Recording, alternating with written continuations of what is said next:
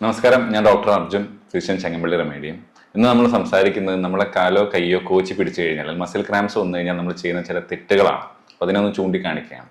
നമ്മൾ നീന്തുമ്പോഴോ അല്ലെങ്കിൽ കിടക്കുമ്പോഴോ എ സിയിലിട്ടിട്ട് കൂടുതലായിട്ട് ഉറങ്ങുമ്പോഴോ നമ്മൾ മസിൽ കോച്ചി പിടിക്കുമ്പോൾ നമ്മളെല്ലാവരും ചെയ്യുന്നൊരു തെറ്റാണ്. നമ്മൾ തന്നെ അതിന് ഒഴിയാനോ സ്ട്രെച്ച് ചെയ്യാനോ വലിച്ച് നിർത്താനോ അല്ലെങ്കിൽ ഭയങ്കര സ്ട്രെയിൻ എടുക്കാനോ ശ്രമിക്കുന്നു.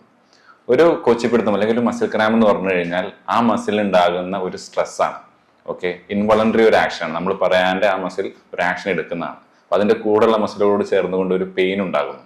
ഓക്കെ, അപ്പൊ അത് ഓൾറെഡി സ്ട്രെസ് ആയ ഒരു മസിലിനെ നിങ്ങൾ ഒഴിയുമ്പോഴും വലിച്ച് നീട്ടുമ്പോഴും അതേപോലെ തന്നെ നന്നായിട്ട് റബ്ബൊക്കെ ചെയ്യുമ്പോൾ അത് വീണ്ടും സ്ട്രെയിനിലേക്കാണ് പോകുന്നത്. അപ്പൊ നിങ്ങൾക്ക് അങ്ങനത്തെ ഒരു മസിൽ ക്രാമ്പ് ഉണ്ടാവുകയാണ്. നീന്തുമ്പോഴാണെങ്കിലും നിങ്ങൾ കിടക്കുമ്പോഴാണെന്നുണ്ടെങ്കിലും അതിന്റെ റെസ്റ്റിൽ അത് കാലെങ്ങനെയാണോ വെച്ചിരിക്കുന്നത് നല്ല രീതിയിൽ നീട്ടി പ്രോപ്പർ ആയിട്ട് വെച്ച് കഴിഞ്ഞാൽ റിലാക്സ് ചെയ്ത് വെച്ച് കഴിഞ്ഞാൽ അത് മെല്ലെ ഒന്ന് പെയിന് കൂടിയിട്ട് കുറഞ്ഞു പോകുന്നത് നിങ്ങൾക്ക് കാണപ്പെടും. ഇത് അധികം ആൾക്കാർക്കും അറിയില്ല. അപ്പോൾ ഒരു ഇൻഫർമേഷൻ ആയിട്ട് കിടക്കട്ടെ. അപ്പൊ ഇനി നിങ്ങൾക്ക് ഒരു മസിൽ ക്രാംസ് വരുമ്പോൾ അതിനെ റിലാക്സ് ആക്കിയിട്ട് വിട്ടുകൊടുക്കും. അപ്പൊ ഇനി വണ്ടി ഓടിക്കുമ്പോഴാണ് ഒരു മസിൽ ക്രാമ്പ് വരുന്നതെങ്കിൽ വണ്ടി സൈഡാക്കുക, കാല് നല്ല രീതിയിൽ തന്നെ നീട്ടി റിലാക്സ് ആയിട്ട് ഇരുന്ന് കഴിഞ്ഞാൽ ഒന്ന് പെയിൻ കൂടും, പിന്നെ അത് മെല്ലെ കുറഞ്ഞു പോകുന്നത് നിങ്ങൾക്ക് കാണപ്പെടാം. പിന്നെ തണുപ്പാണെന്നുണ്ടെങ്കിൽ തണുത്ത ഏരിയകളൊക്കെ ഒന്ന് മാറ്റാൻ പ്രോപ്പറായിട്ട് ശ്രമിക്കുക.